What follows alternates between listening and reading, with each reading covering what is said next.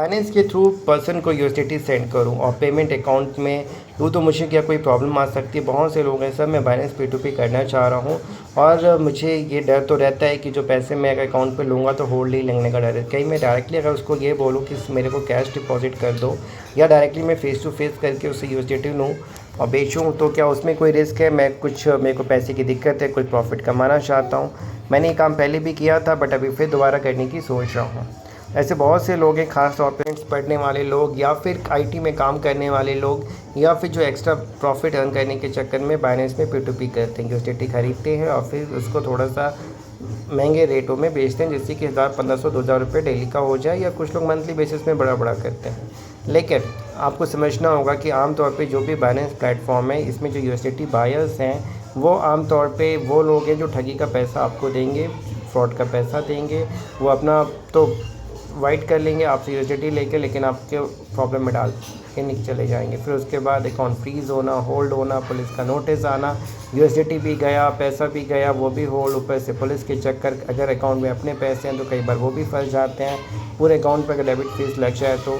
इसलिए Binance P2P करना आज के ज़माने में स्पेशली पहले लोगों ने किया बिकॉज पहले ठगी नहीं। जो भी क्रिमिनल्स हैं, जितने भी साइबर ठग हैं, उन्होंने अपने ठगी के पैसे को वाइट करने के लिए यूएसडीटी खरीदते हैं, ठग का पैसा आपको दे जाते हैं, प्रॉब्लम में आप फंसते हो। इसलिए बाइनेंस P2P करने से बचे। क्रिप्टो को आप बाई करो तो इन्वेस्टमेंट पर्पस है, लेकिन अगर आप प्रॉफिट कमाने के चक्कर में ये सब कुछ कर प्रॉब्लम में फंस जाओगे। बाइनेंस P2P आमतौर पे देखो, कैश डिपॉजिट आप जब ले रहे हैं तो उसमें ऑब्वियसली क्लीन होल्ड होने के चांसेस कम है।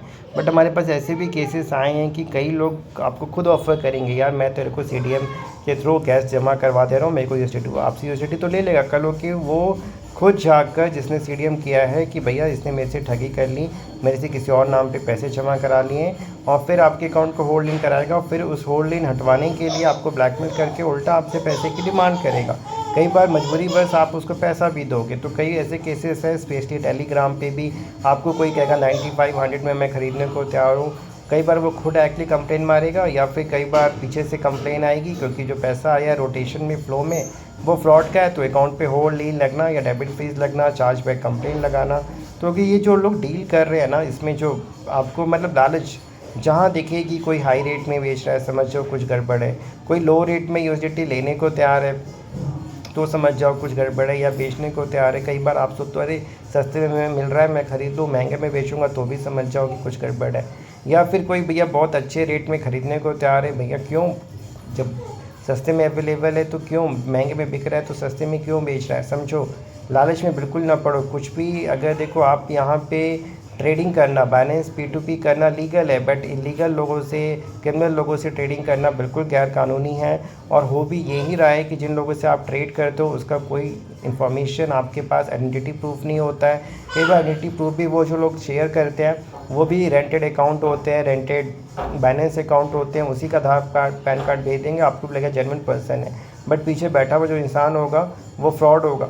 और आप जिन लोगों का आईडी प्रूफ आपके पास आ रहा है वो बेचारे, उनको कुछ पता भी नहीं है। तो इसलिए सावधान रहें, सामने वाले से पैसा लेने से पूछें कहाँ का पैसा है, कैसा पैसा है। ज़रा सा भी डाउट हो ट्रेडिंग ना करें, ऐसे लोगों के साथ बातचीत करें, लालच में बिल्कुल ना पड़ें।